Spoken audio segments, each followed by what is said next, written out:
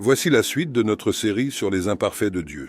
Aujourd'hui, nous allons parler de Caïn, le premier criminel de l'histoire, et de Judas, l'homme qui a vendu Jésus pour 30 pièces d'argent.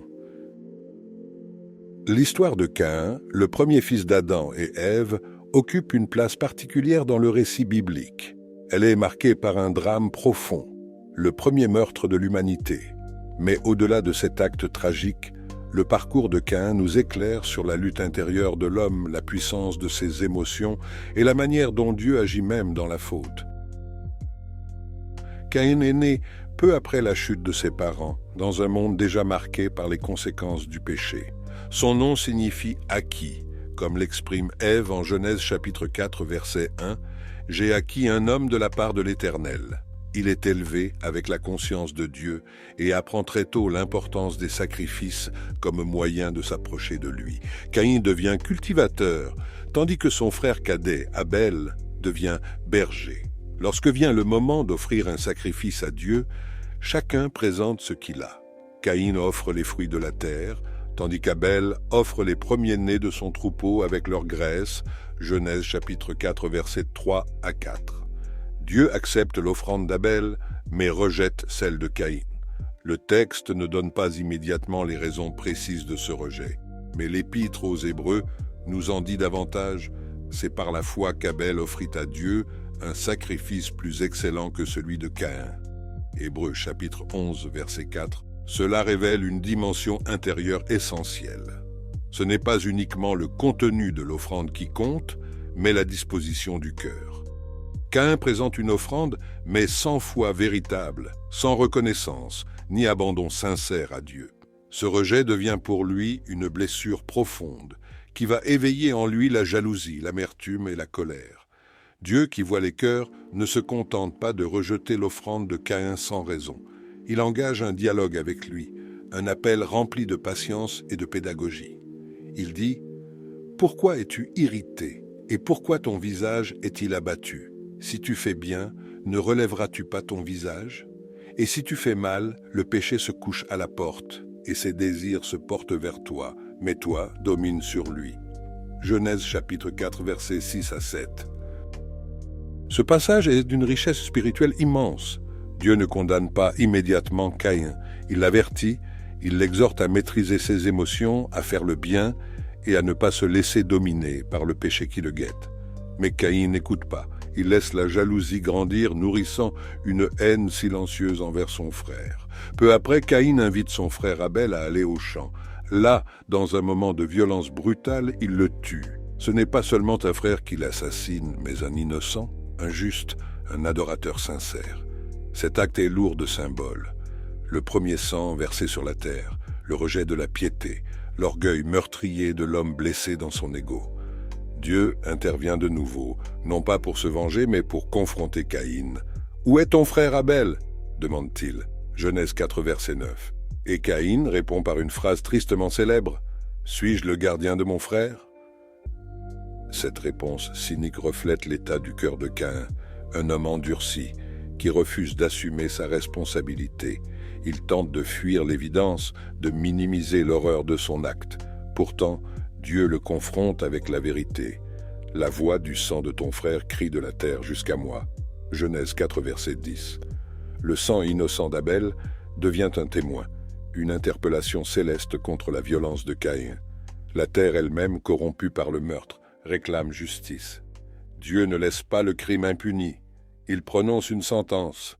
Caïn sera maudit, errant et vagabond sur la terre, et la terre ne lui donnera plus ses fruits. Ce châtiment est à la fois juste et mesuré. Mais ce qui est bouleversant, c'est que même après un acte aussi grave, Dieu ne condamne pas Caïn à mort. Caïn, frappé par cette sentence, reconnaît la sévérité de sa situation. « Mon châtiment est trop grand pour être supporté. » Genèse 4, verset 13. Il craint d'être tué à son tour, et Dieu, une fois encore, lui répond avec miséricorde.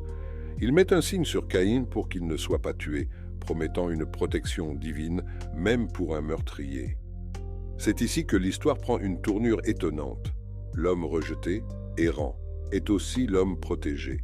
Dieu manifeste une grâce surprenante envers Caïn. Ce n'est pas l'impunité, mais une invitation permanente à la réflexion, au retour, à la prise de conscience. Caïn part alors s'installer dans le pays de Nod, à l'est d'Éden. Il fonde une ville, donne naissance à une descendance, bâtit une civilisation. Pourtant, son nom restera marqué par l'ombre du premier meurtre. Sa lignée, telle que décrite en Genèse 4, montre une humanité qui progresse techniquement, mais s'éloigne toujours plus de Dieu. L'un de ses descendants, Lémec, sera le premier à polygamiser et à revendiquer ouvertement le meurtre. Genèse 4, versets 23 à 24. Ainsi, le rejet de Dieu dans le cœur de Caïn trouve un écho dans sa postérité. Mais Dieu ne laisse pas l'humanité sombrer. Il suscite une autre lignée, celle de Seth, le fils qu'Ève mettra au monde après la mort d'Abel. Et c'est dans cette lignée que naîtra Enoch, Noé, et bien plus tard, Abraham, David et finalement Jésus-Christ. L'histoire de Caïn est un miroir tendu à chaque être humain. Elle nous montre que la jalousie, la colère, le ressentiment, s'ils ne sont pas maîtrisés, peuvent conduire aux pires dérives. Caïn n'a pas été rejeté sans raison. Il a refusé d'adorer Dieu selon la vérité. Il a nourri son orgueil et a refusé la correction divine. Pourtant, Dieu ne l'a pas abandonné. Il lui a parlé, l'a averti, l'a même protégé après sa faute. Ce mélange de justice et de miséricorde est au cœur de l'Évangile. Dieu déteste le péché, mais il aime le pécheur. Il cherche toujours à restaurer. Comme le dit l'apôtre Jean, « Ne soyons pas comme Caïn, qui était du malin et qui tua son frère. Et pourquoi le tua-t-il? Parce que ses œuvres étaient mauvaises et que celles de son frère étaient justes. » 1 Jean chapitre 3, verset 12.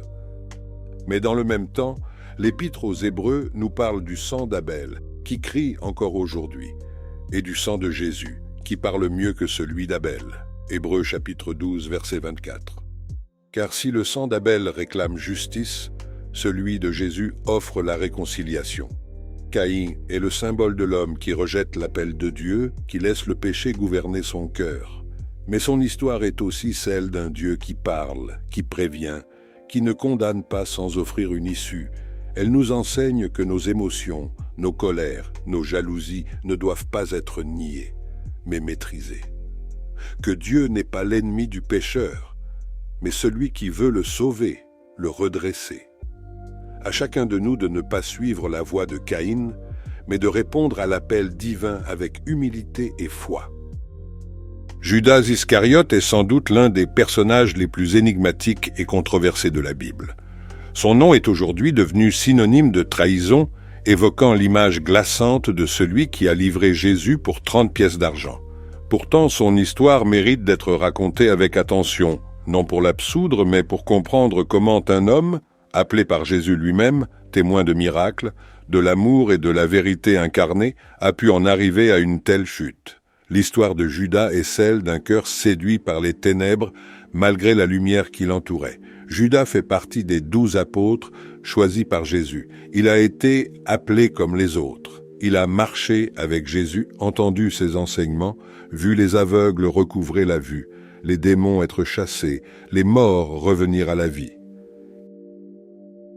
Il a mangé avec le Maître, dormi près de lui, partagé ses fatigues et ses joies. Rien, dans les débuts de son histoire, ne laisse présager la fin tragique qui l'attend. Mais au fil du récit évangélique, un détail revient.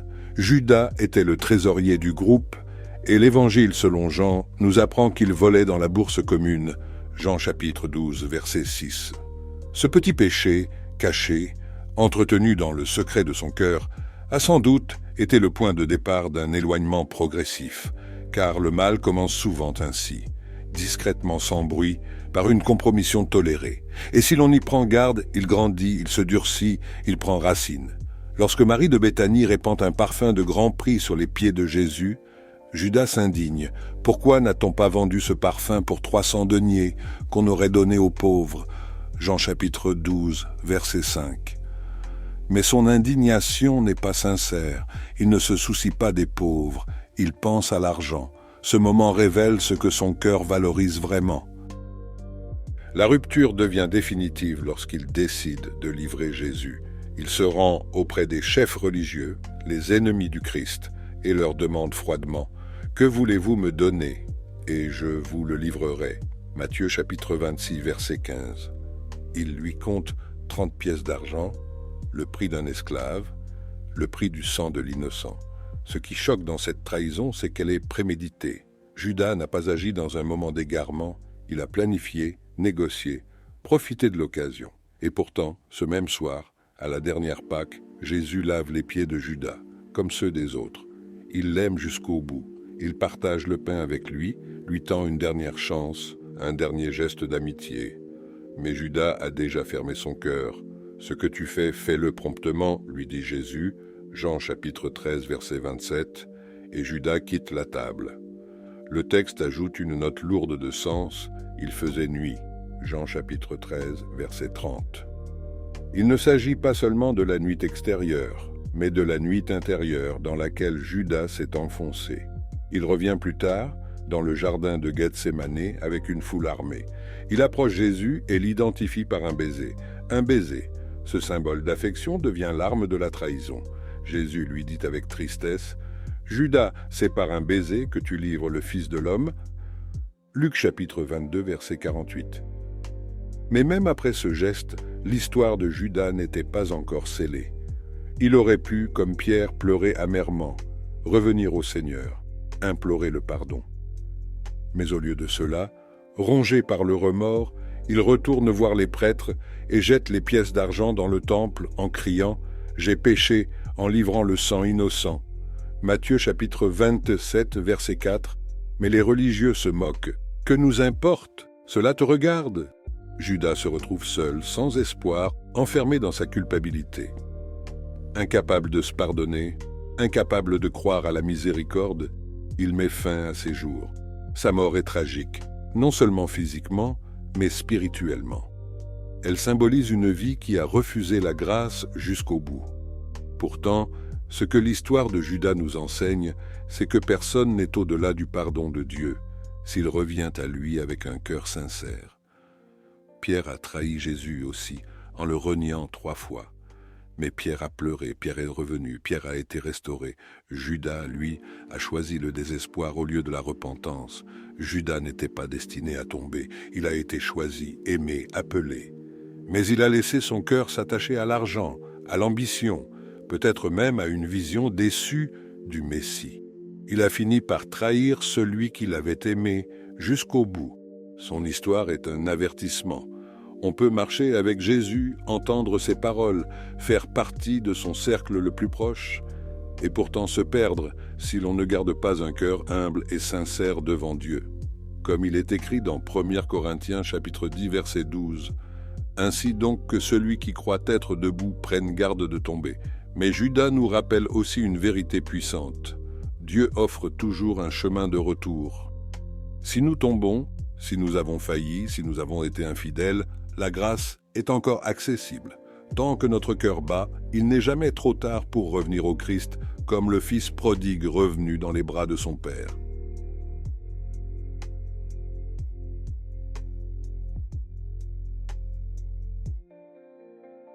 Si vous avez aimé cette vidéo, merci de vous abonner à notre chaîne pour ne pas manquer le prochain épisode.